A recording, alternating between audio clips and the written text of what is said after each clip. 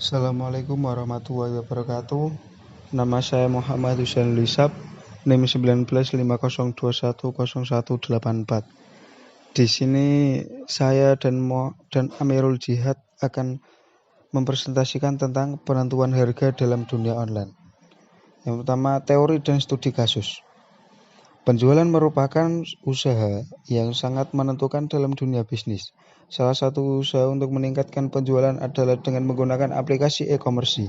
Dengan adanya e-commerce juga sebagai sarana mempromosikan produk, sehingga konsumen menjadi lebih tertarik dan jumlah penjualan akan lebih meningkat. Pendekatan harga dengan memanfaatkan e-commerce dapat menunjang keberhasilan suatu perusahaan.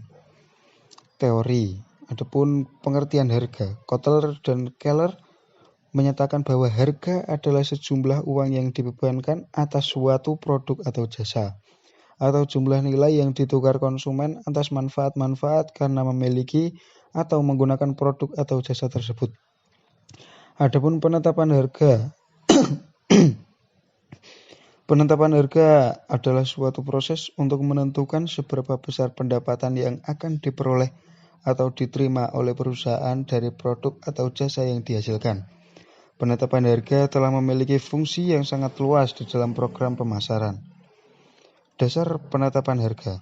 Menetapkan harga berarti sebagai mengenalkan produk kita dengan aspirasi sasaran pasar, yang berarti pula harus mempelajari kebutuhan, keinginan, dan harapan konsumen. Menurut Mahfud, menetapkan harga dipengaruhi oleh berbagai faktor, baik faktor internal maupun faktor eksternal. Adapun dari faktor internal meliputi tujuan pemasaran perusahaan, strategi bauran pemasaran, biaya, dan metode penetapan harga.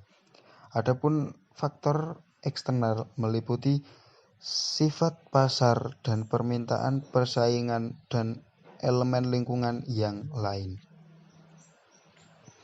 Adapun tujuan penetapan harga.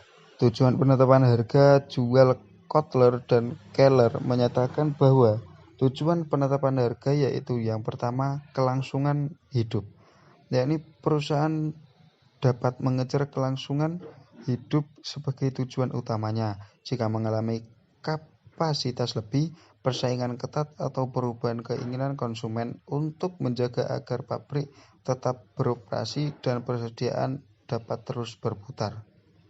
Yang kedua, laba sekarang maksimum. Banyak perusahaan menetapkan harga yang maksimalkan labanya sekarang. Mereka memperkirakan bahwa permintaan dan biaya sehubungan sebagai alternatif harga dan memilih harga yang akan menghasilkan laba, arus kas, atau pengambilan investasi yang maksimum. Yang ketiga, pendapatan sekarang maksimum. Beberapa perusahaan menetapkan harga yang akan memaksimalkan pendapatan dari penjualan. Maksimalisasi pendapatan hanya membutuhkan perkiraan fungsi permintaan. Banyak manajer percaya bahwa maksimalisasi pendapatan akan menghasilkan maksimalisasi laba jangka panjang dan pertumbuhan pangsa pasar.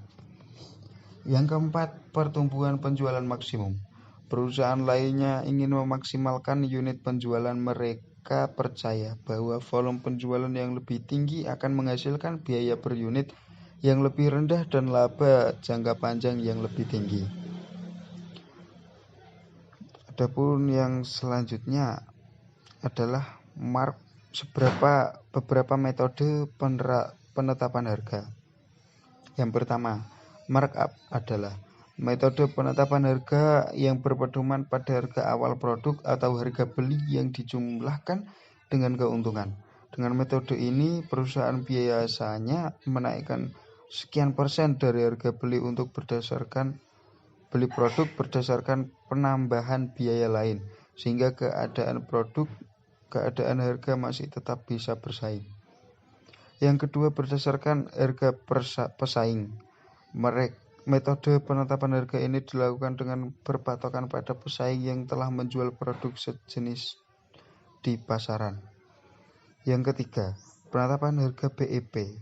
BEP atau break even point merupakan metode penetapan harga jual yang berpedoman pada total biaya pengeluaran dan hasil yang diterima secara menyeluruh, di mana metode penetapan harga ini bertujuan untuk menemukan keseimbangan pasar. Yang keempat, berdasarkan permintaan pasar. Metode penetapan harga ini adalah dengan mendengarkan keluh kesah konsumen untuk bisa mendapatkan pasar. Terdapat beberapa faktor yang turut berpengaruh pada metode penetapan harga ini, di mana faktor tersebut merupakan hasil daya atau negosiasi konsumen ketika transaksi. Yang kelima, penetapan biaya harga plus. Penetapan biaya harga plus merupakan metode penetapan harga yang merupakan perhitungan jumlah keseluruhan biaya yang digunakan, kemudian ditambahkan dengan satuan jumlah tentu untuk menentukan laba atau bisanya disebut dengan istilah margin. Metode penerapan harga ini merupakan metode yang banyak digunakan produsen atau perusahaan dalam menentukan harga sebuah produk. Sekian dari saya. Materi selanjutnya akan dilanjutkan oleh Mas Amirul Jihad. Kepadanya saya persilakan. Selanjutnya saya akan menjelaskan mengenai beberapa strategi unik yang mampu mempengaruhi konsumen dalam proses penetapan harga dalam bisnis online. Saya Amirul Jihad, NIM 192. Yang pertama, dari berbagai cara-cara unik, yang pertama ada pemakaian limited time. Limited time itu artinya ketika menjual dikasih tenggat waktu, ada batasan waktu atau waktu terbatas, sehingga calon pembeli yang mendatangi website atau toko online kita akan tertarik. Sebab kenapa? Karena berdasarkan penelitian 60% manusia digerakkan oleh rasa takut, entah itu karena takut tidak kebagian, karena rasa takut lain-lain. Nah, itulah limited time. Yang kedua, pemakaian limited product. Limited product ini lebih condong pada barang mewah. Maksudnya seperti ini. Misal Supreme ingin membuat satu produk, sebuah tas. Supreme sudah sudah meriset bahwa tas ini bisa laku di pangsa pasar sebanyak 1000 tas bisa terjual. Akan tetapi Supreme berbeda. Ketika Supreme bisa menjual 1000 produk dalam waktu 1 bulan, maka agar harga Supreme menjadi mahal, maka produknya dibuat sedikit, yakni hanya dibuat 10-20, sehingga produk menjadi mahal, kualitas menarik. Nah, itulah limited product. Selanjutnya meningkatkan packaging dan sehingga menaikkan harga. Ini kita temui di makanan-makanan kekinian yang dijual secara online, ada bakso aci dan lain sebagainya. Selanjutnya penentuan color scheme, ini dalam desain iklan. Ini lebih condong pada desain iklan. Secara tidak sadar, ketika kita melihat desain iklan yang powerful, menarik, warnanya mencolok, keren, kita akan tertarik. Lalu kita akan mengklik pada gambar tersebut untuk menindaklanjuti produk tersebut. Ini sering digunakan untuk iklan HP. Kita tahu dia di iklan HP pasti keren-keren desain iklannya. Selanjutnya ada cara menaikkan harga, lalu kita berikan diskon. Ini juga sering banyak kita jumpai lah. Selanjutnya teknik VIP membership. Ini untuk harga pada jasa web hosting. Yang belum tahu bisa dicoba jasa web hosting, nanti ada contoh-contohnya banyak. Selanjutnya mengenai formula trade pricing atau harga per tingkat.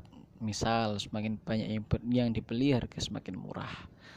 Ada selanjutnya bundle choice. Bundle choice artinya pemberian bonus atas pembelian. Misal beli 3 gratis 1.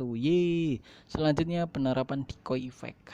Decoy effect itu membuat harga pembanding, membuat produk baru untuk membandingkan harga untuk menghipnotis konsumen. Inilah psikologi harga. Selanjutnya teknik branding dan edukasi harga. Ini ketika pengusaha memasuki pasar blue ocean atau pasar yang sepi pesaingnya. Misal di bisnis transportasi online, contoh Gojek. Di awal berkarir, Gojek gak punya pesaing, gak punya apa-apa, sehingga Gojek harus mengedukasi harga. Kok bisa? Iya, karena masyarakat Indonesia awalnya masih gagap, masih kikuk istilahnya. Kok harganya sekian, otomatis Gojek perlu edukasi hingga kurun waktu kurang lebih 5 tahun. Ketika masyarakat sudah teredukasi, maka Gojek tinggal menikmati masa-masa santai, rileks, dan menikmati cuan yang sangat banyak, sehingga valuasinya sekarang ratusan triliun itu Gojek. Dan masih banyak strategi-strategi unik lainnya dalam proses penetapan harga, karena pada dasarnya tiap bidang usaha berbeda dalam proses penetapan harga terhadap usaha-usaha lain. Dan kabar baiknya adalah para pengusaha tentu memiliki formula atau cara unik tersendiri untuk menarik konsumen agar produk yang dijual laku keras di pasaran. Selanjutnya, studi kasus. Ini saya ambil contoh dari beberapa strategi unik tadi. Salah satunya adalah penerapan decoy effect. Strategi decoy effect dapat diterapkan dalam berbagai bidang usaha, misal pada pilihan menu harga makanan, ini kuliner, pilihan harga jasa pelayanan, dan lain-lain. Decoy effect dapat dilakukan dengan cara ini kuncinya. Kuncinya adalah clue-nya itu menambah produk baru yang berfungsi sebagai pembanding harga dari produk yang dijual. Sehingga produk decoy itu memang sengaja dibuat untuk menghipnotis konsumen agar produk tersebut tidak dibeli oleh konsumen. Memang seperti itu. Aneh kan? Ya kita lanjut aja, nanti paham lah. Contoh penetapan harga dengan strategi decoy effect. Contoh pada pilihan menu harga makanan. Ini yang kita jumpai di HP-HP, di aplikasi GoFood dan lainnya. Nah, misal ini ada menu minuman dan menu kentang goreng ini, ya kan? Ketika ada harga seperti ini, kamu milih yang mana? Tentu saja kita akan terhipnotis dengan produk decoy yang ditawarkan. Yakin tidak yakin, saya yakin 100% setiap orang yang berkunjung dan menemui iklan seperti ini yang menggunakan konsep decoy effect akan terhipnotis oleh adanya decoy effect. Misal pada produk minuman, produk ukuran large atau ukuran besar seharga 50.000 memang sengaja dipasang dengan tujuan agar tidak dibeli konsumen, melainkan sebagai harga pembanding saja dengan tujuan agar konsumen tertarik untuk membeli minuman ukuran medium, ya kan? Iya. Selanjutnya kentang goreng ukuran sedang tersebut dibuat sebagai pembanding harga agar konsumen lebih tertarik untuk membeli yang besar. Misal, kan pasti konsumen sebelum membeli akan membatin dulu dalam hatinya, lu 25 sama 23 kacak 2.000 tok, lu akeh sing gede. Ya wis tuku sing gede sisan. Ya tora, lanjut. Ini berdasarkan penelitian. Contoh penelitian terkait strategi decoy effect. Ya, penelitian ini dilakukan oleh Dan Arley, Profesor Behavioral Economics di Duke University pada majalah yang cukup terkenal, The Economic. The Economic kalau di Indonesia ya majalah ya kurang lebih ya setara seperti majalah Kontan dan lain sebagainya. Dia bereksperimen dengan dua cara. Yang pertama, eksperimen pertama menggunakan produk decoy. Yang kedua tanpa produk decoy. Lanjut, eksperimen pertama menggunakan produk decoy. Ketika dia bereksperimen menunjukkan 3 pilihan opsi terhadap 100 responden, dengan opsi di atas. Ternyata dari pilihan paket berlangganan di majalah ekonomi, kalau dilihat dari opsi yang ada 2 harga yang sama tapi produknya berbeda. Pasti si konsumen hanya fokus pada opsi 2 dan 3. Ketika ada pilihan seperti ini, saya yakin konsumen pasti akan melirik opsi 2 dan 3 dan dia akan membatin dalam hati, kalau bisa ambil opsi yang ketiga, kenapa harus ambil opsi yang kedua, ya kan? Iya, itulah the power of product decoy. Nah, yang selanjutnya eksperimen tanpa produk. Yang tanpa produk itu menghilangkan produk decoy. Jadi ada 2 eksperimen. Yang pertama di harga 59, yang produk kedua di angka 125 per tahun. Dari hasil eksperimen mendapat hasil sebagai berikut. Ini hasilnya. Nah, ini hasilnya.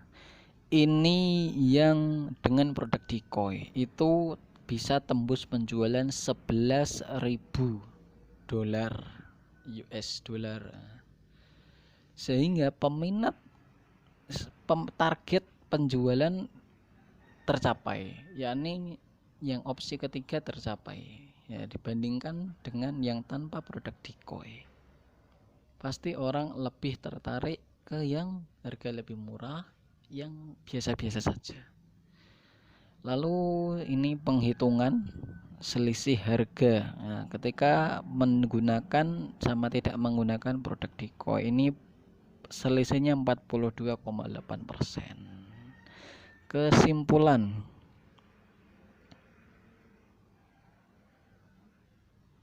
Kesimpulan dari hasil penilaian di atas didapatkan jika menggunakan produk decoy sebagai umpan atau produk pembanding harga, maka perbandingan hasil yang didapat akan lebih powerful. Bisa dibilang produk decoy itu berpotensi buat menaikkan pendapatan penjualan. Selamat mencoba. Sekian dan terima kasih. Selanjutnya sesi tanya jawab.